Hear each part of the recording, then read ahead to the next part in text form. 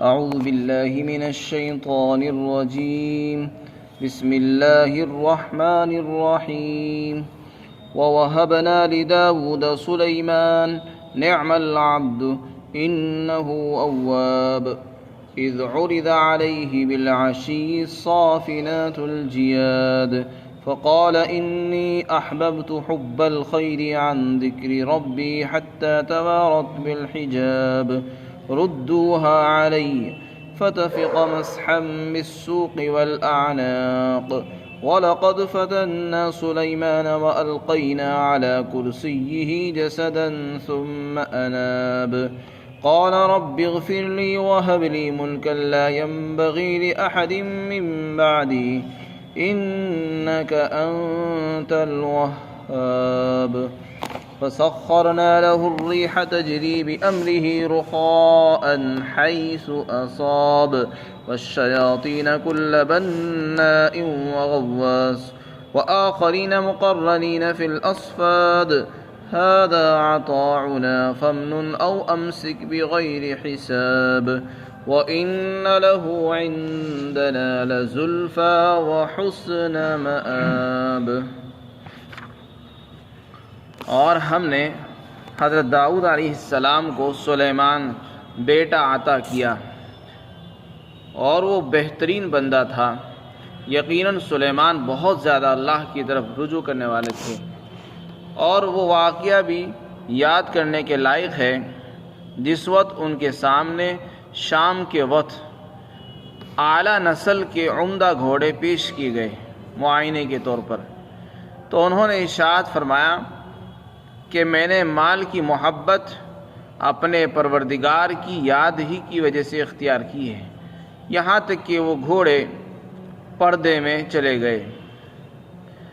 پھر آپ نے ارشاد فرمایا کہ ان کو میرے پاس واپس لاؤ، تو آپ ان کی پنڈلیوں پر اور ان کی گردنوں پر ہاتھ پھیرنے لگے۔ اور یقیناً ہم نے سلیمان کی آزمائش فرمائی اور ان کا امتحان لیا، اور ہم نے ان کی کرسی پر ایک دھڑ ڈال دیا۔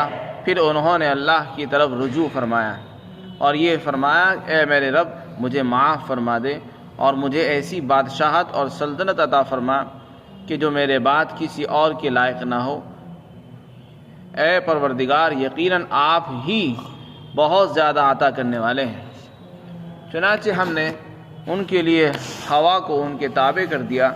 ہوا ان کے حکم سے نرم بن کر چلتی تھی جہاں وہ چاہتے تھے، اور اسی طرح ہم نے شیاطین یعنی سرکش جناتوں کو بھی ان کے تابع کر دیا تھا، اور ہر معمار اور غوطہ خور شیطان کو ان کے تابع کر دیا تھا۔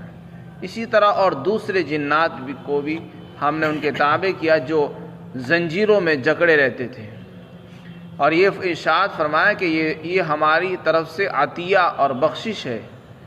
اب آپ کو اختیار ہے اے سلیمان، تم چاہے کسی کو دے کر احسان کرو یا یہ مال اپنے پاس رکھو، اور تمہارا کوئی حساب نہیں۔ اور یقیناً حضرت سلیمان کا ہمارے نزدیک ایک بڑا قرب ہے، ان کو بڑا قرب اور نزدیکی حاصل ہے اور اچھا انجام ہے۔ اس سے پہلے آیات میں حضرت داؤد علیہ السلام کا قصہ ذکر کیا گیا، اور اللہ تعالیٰ نے اس سے بھی بہت سی چیزوں پر استدلال فرمایا، جیسے کہ ابھی آیا کہ اللہ نے اس دنیا کو اس لیے بنایا تاکہ یہاں پر اپنی خلافت قائم کرے اور لوگوں میں انصاف قائم ہو۔ جب اللہ تعالیٰ اس دنیا میں انصاف کرنے کے لیے داؤد علیہ السلام کو بھیج رہے ہیں تو وہ آخرت کے اندر بھی انصاف فرمائے گا۔ ایسا نہیں ہو سکتا کہ وہاں انصاف نہ ہو۔ حضرت داؤد علیہ السلام کو اللہ تعالیٰ نے ایک بیٹا انتہائی ہوشیار خوش نصیب عطا فرمایا، ان کا نام تھا سلیمان۔ یہاں پر اسی نعمت کو بیان فرمایا کہ ہم نے حضرت داؤد کو ایک بیٹا عطا کیا جن کا نام سلیمان تھا، اور ان کی تعریف کرتے ہوئے فرمایا کہ وہ بہت اچھا بندہ تھا، بہترین بندہ تھا، یعنی جس کی تعریف جتنی کی جائے کم ہے، بہت ہی اچھا بندہ تھا۔ نعم العبد کا مطلب یہ ہے۔ پھر ارشاد فرمایا ان کی ایک صفت یہ تھی کہ اللہ کی طرف بہت زیادہ رجوع کرنے والے تھے۔ یہ اللہ تعالیٰ نے بہت سے نبیوں کی صفتیں بیان فرمائی اواب کہتے ہیں اللہ کی طرف بار بار رجوع کرنے والا. کوئی بھی غلطی ہو گئی فوراً اللہ سے توبہ کی, کوئی بھی معاملہ پیش آیا فوراً اللہ سے دعا کی, اللہ کی طرف متوجہ ہو گئے. کوئی مشکل پیش آ گئی فوراً اللہ سے مدد مانگی. مشکل اوقات میں, مصیبت میں, ضرورت میں, ہر موقع پر جو آدمی اللہ کو یاد کرتا ہے اور اللہ کی طرف رجوع کرتا ہے اس کو اواب کہتے ہیں, یعنی اللہ سے رجوع کرنے والا ہے. جیسے دنیا میں بیٹا یا بیٹی, اس کو کوئی ضرورت پیش آتی ہے, کوئی کام پڑتا ہے, تو سب سے پہلے وہ اپنے والدین کی طرف رجوع کرتی ہے اور والدین سے پوچھتی ہے, والدین سے مانگتی ہے کہ ابا جان مجھے فلاں کام کی ضرورت ہے, اور اپنی اماں سے کہتی ہے کہ اماں جان مجھے فلاں چیز چاہیے, فلاں سامان چاہیے, مجھے فلاں چیز کی ضرورت ہے. اسی طرح بندے کی یہ شان ہونی چاہیے کہ جب اس کو کوئی بھی ضرورت پیش آئے تو اللہ سے کہے اور اپنے اللہ سے اپنی ضرورتیں بیان کرے اور اپنا شکوہ شکایت اللہ سے کرے. جو بھی کہنا ہو اللہ کے سامنے بیان کرے. کوئی پریشانی ہو, کوئی مجبوری ہو, اپنا دکھ, اپنا درد, اپنا غم, اپنا رنج صرف اللہ کے سامنے بیان کرنا چاہیے. اللہ وہ ذات ہے کہ جس کے سامنے بیان کرنے سے انسان ذلیل نہیں ہوتا اور رسوا نہیں ہوتا, بلکہ بیان کرنے سے اس کی مراد پوری ہوتی ہے. انسانوں کے سامنے رونے سے اور اپنی غم کو بیان کرنے سے انسان کے غم ہلکے نہیں ہوتے بلکہ اور بڑھ جاتے ہیں. لوگ سامنے سن لیتے ہیں, پیچھے ہنسی اڑاتے ہیں. تو اس لیے انسان کو اپنے رنج, اپنے غم, اپنی مشکلات اور اپنے دل کی باتیں اللہ سے کرنی چاہیے. یہی انبیاء کرام کی صفت تھی, انہ اواب. اس کے بعد ارشاد فرمایا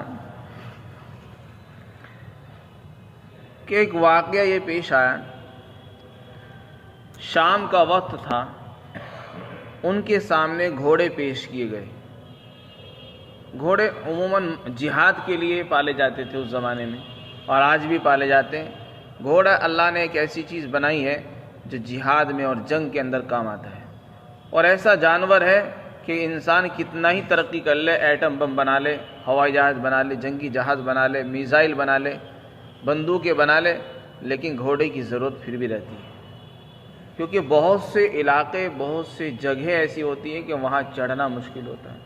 وہاں ٹینک بھی نہیں جا سکتے, گاڑیاں بھی نہیں پہنچتی, انسان بھی نہیں پہنچتا, وہاں گھوڑا پہنچ جاتا. جیسے پہاڑ ہیں, بلندی پر جانا ہے, نیچے جانا ہے, اوپر جانا ہے, اوبڑ کھابڑ راستے ہیں, سیدھا راستہ نہیں ہے, تو ایسے راستوں میں گھوڑا ہی چل سکتا ہے, گاڑیاں نہیں چلتی.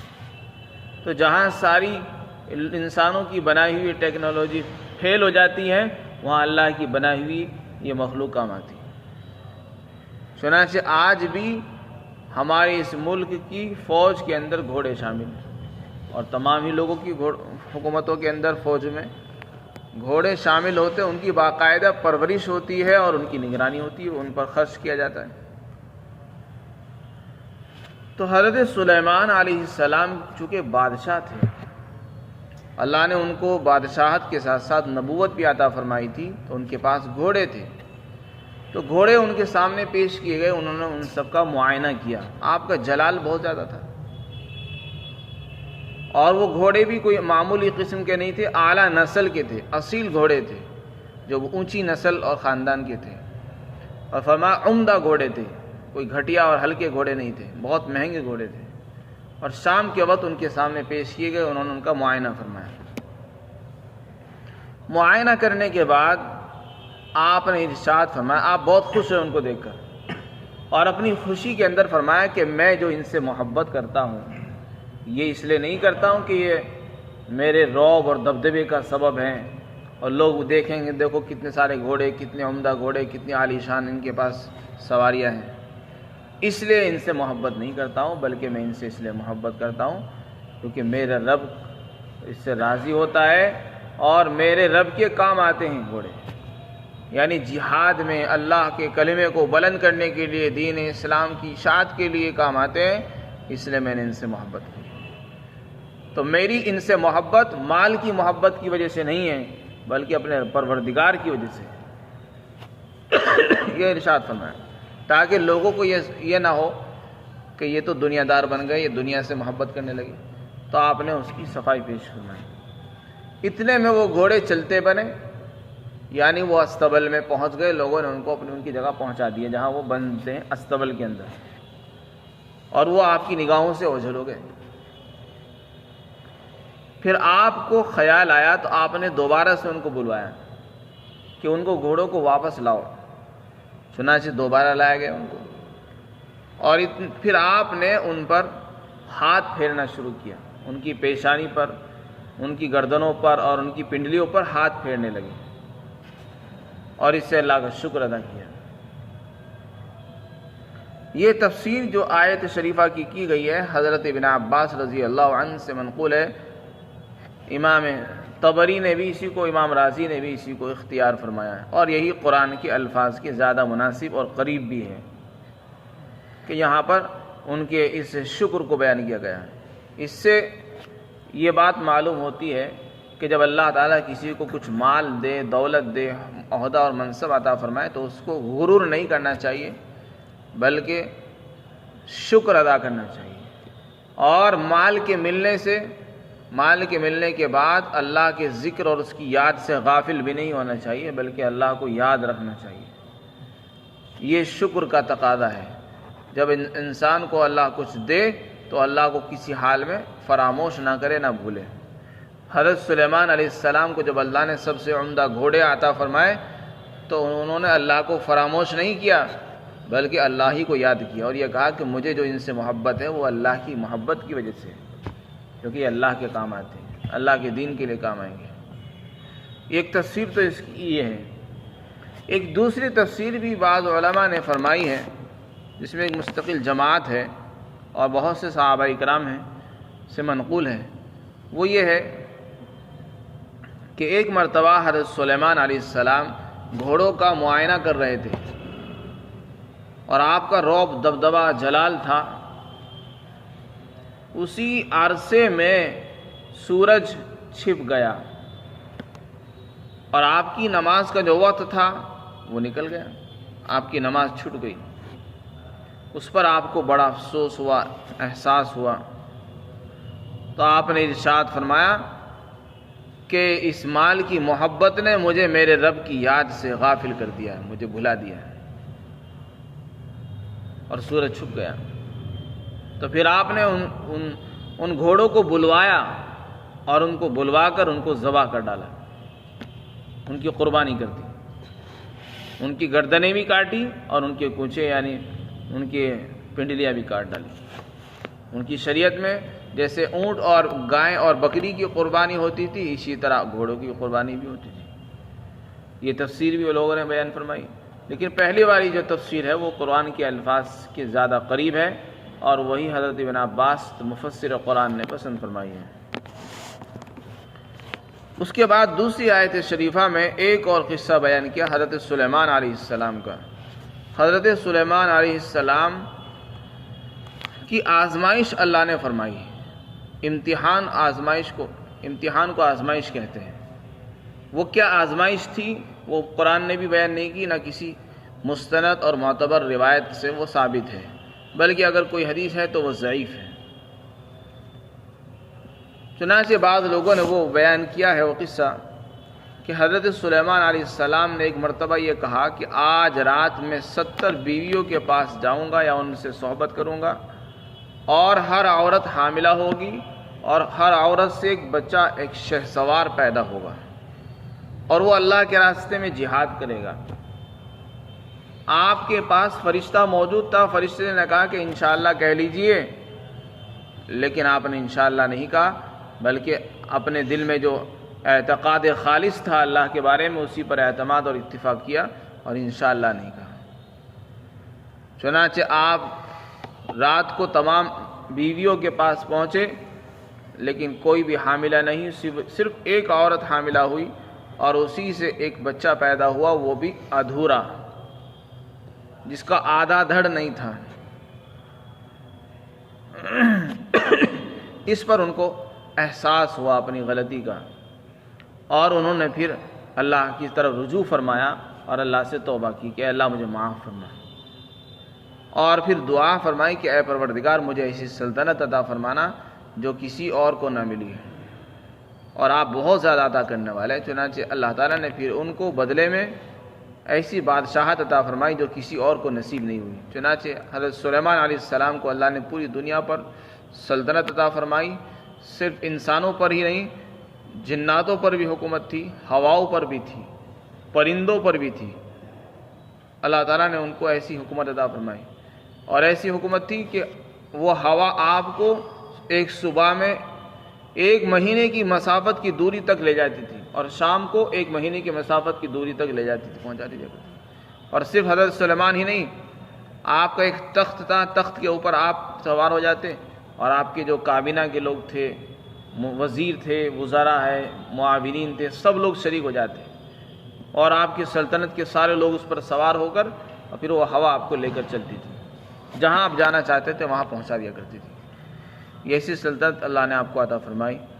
یہ قصہ بھی لوگوں نے بیان فرمایا، لیکن قرآن نے اس کو ذکر نہیں کیا۔ خلاصہ یہ ہوا کہ اللہ نے آپ کا امتحان لیا اور آزمائش کی، اور پھر آپ نے رجوع فرمایا اللہ کی طرف۔ تو ان تمام باتوں سے معلوم ہوتا ہے کہ انسان کو اللہ سے رجوع کرنا چاہیے، بار بار اللہ سے توبہ کرتے رہنا چاہیے، گناہوں کی معافی، اور اللہ سے اپنی حاجتیں مانگتے رہنا چاہیے۔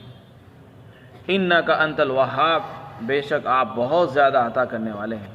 اور ہم نے ان کے اس لیے ہوا کو تابع کر دیا جو ان کے حکم سے چلتی تھی اور نرم بن کر چلتی تھی۔ آج کے زمانے میں ہوائی جہازوں نے یہ بات ثابت کر دی کہ ہواؤں میں تیز چلنا اور نرمی کے ساتھ چلنا، یہ دونوں باتیں ممکن ہیں۔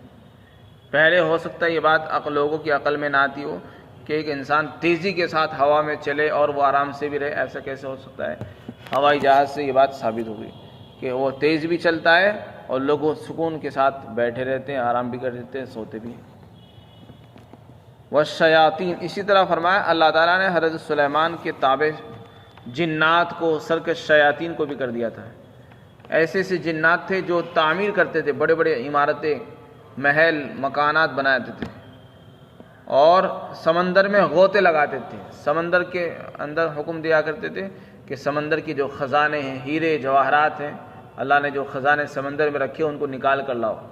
چنانچہ وہ غوطہ لگاتے تھے اور سمندر کی تہ میں جا کر وہاں سے ہیرے جواہرات اور اللہ کی طرف سے پیدا کی ہوئی معدنیات نکال کر لاتے تھے، اور جیسا آپ کہتے تھے اسی طرح وہ عمارتیں بناتے تھے۔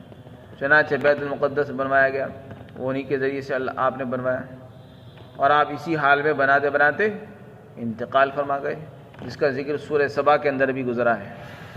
اسی طرح کچھ شیاطین ایسے تھے جن کو آپ جوڑ کر رکھتے تھے، یا تو اس وجہ سے کہ وہ لوگوں کو تکلیف پہنچاتے تھے تو اس لیے ان کو زنجیروں میں باندھ رکھا تھا آپ نے، یا اس وجہ سے باندھتے تھے کہ جو جنات آپ کے حکم کے اندر پہلو تہی اور کوتاہی کرتا تھا تو اس کو باندھ دیا کرتے تھے زنجیروں میں، تو بہت سے جنات زنجیروں میں جکڑے رہتے تھے۔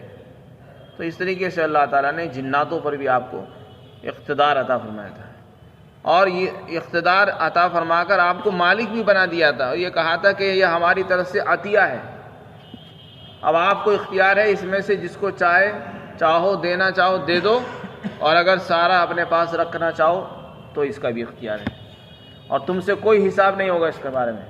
اللہ تعالیٰ نے اتنی زیادہ سلطنت عطا فرما کر یہ فرما دیا کہ تمہارا کوئی حساب بھی نہیں ہوگا۔ اگر کسی کو کچھ دینا ہو تو دے دو، نہ دینا ہو، اپنے پاس رکھنا چاہو تو اپنے پاس بھی رکھ سکتے ہو۔ اور فرمایا کہ ہمارے پاس حضرت سلیمان کا ہمارے پاس بڑا قرب حاصل ہے، ان کو حضرت سلیمان کو ہمارے نزدیک بڑا قرب حاصل ہے، یعنی وہ ہمارے بہت قریبی بندے ہیں، اور ان کا اچھا انجام اور اچھا ٹھکانہ ہوگا۔ تو اس طریقے سے انبیاء علیہم السلام کے واقعات اللہ تعالیٰ بیان فرماتے ہیں عبرت اور نصیحت کے لیے، تاکہ ہم لوگ بھی اللہ کے قریب بن جائیں۔ انسان اللہ کے قریب بنتا ہے اللہ کی طرف رجوع کرنے سے۔ اللہ تعالیٰ ہم سب کو بار بار انابت اور رجوع کرنے کی توفیق عطا فرمائیں۔